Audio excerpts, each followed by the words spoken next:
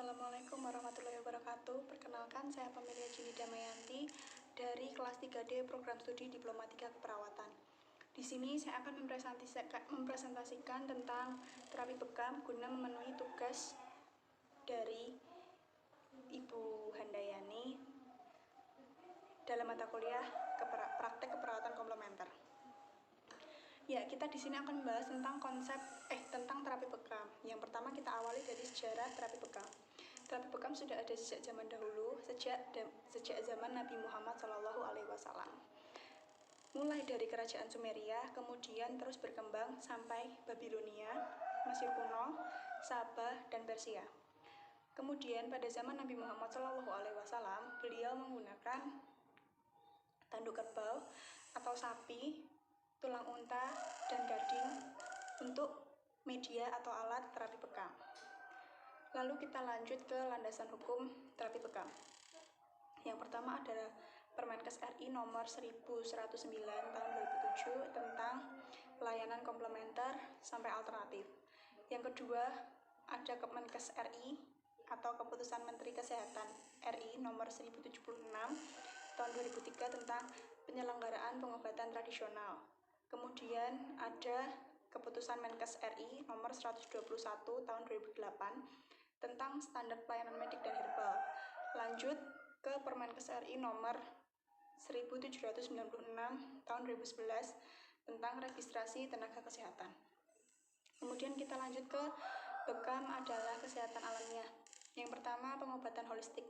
Pengobatan holistik adalah pendekatan pengobatan penyakit yang tidak hanya fokus pada segi fisik, tapi juga dari segi spiritual, mental, dan emosional. Lalu kita lanjut ke tujuan pengobatan holistik. Tujuan pengobatan holistik yaitu mengembalikan kekuatan dalam diri sehingga tubuh mampu melakukan self-healing melalui proses kimia tubuh yang sangat kompleks atau yang biasa disebut dengan cleansing dan balancing. Para peneliti telah meneliti tentang terapi bekam, yaitu Putri dan kawan-kawan tahun 2013 tentang terapi refleksi dan bekam lebih efektif menurunkan tekanan darah dibandingkan hanya dengan melakukan terapi refleksi biasa. Yang kedua, Kusyati tahun 2012 ada pengaruh arah putaran jarum jam bekam basah terhadap tekanan darah penderita hipertensi. Lalu yang ketiga, Fikri tahun 2012 yaitu ada pengaruh yang signifikan terapi bekam terhadap penurunan kolesterol. Lalu yang keempat, Suryono tahun 2010 ada pengaruh terapi bekam terhadap penurunan kadar kolesterol total pada pasien hipertensi. Lalu di sini ada patofisiologi bekam. Ini bisa dilihat dan dipelajari sendiri. Lalu kita lanjut ke jenis-jenis bekam. Jenis-jenis bekam itu ada 3, yaitu api, torehan, dan modern.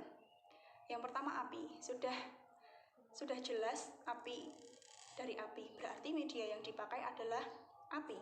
Yang kedua, bekam torehan, itu memakai media yang digunakan adalah pisau cukur atau pisau sayat, dan juga surgical bladder atau pisau bedah. Lalu yang ketiga, ada bekam modern, itu menggunakan pen lancet. Kita lanjut ke tujuan bekam. Tujuan bekam itu ada beberapa. Salah satunya mengeluarkan darah yang mengandung racun. Lalu yang kedua, melancarkan peredaran darah.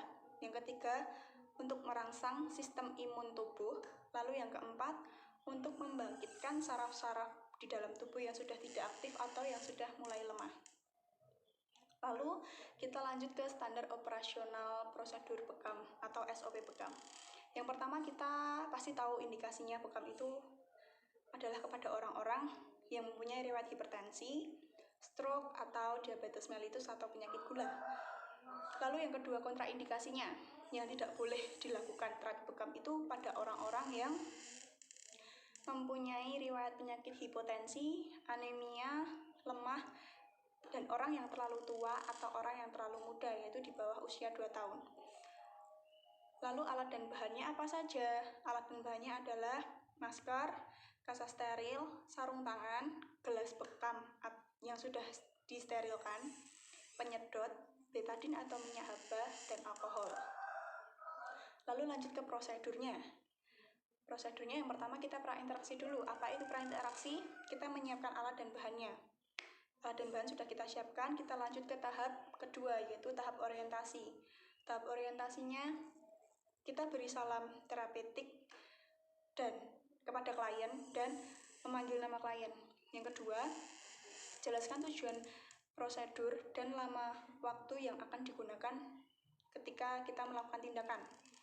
Yang ketiga, jika semua sudah dijelaskan, beri sedikit waktu kepada klien untuk bertanya jika ada yang belum paham.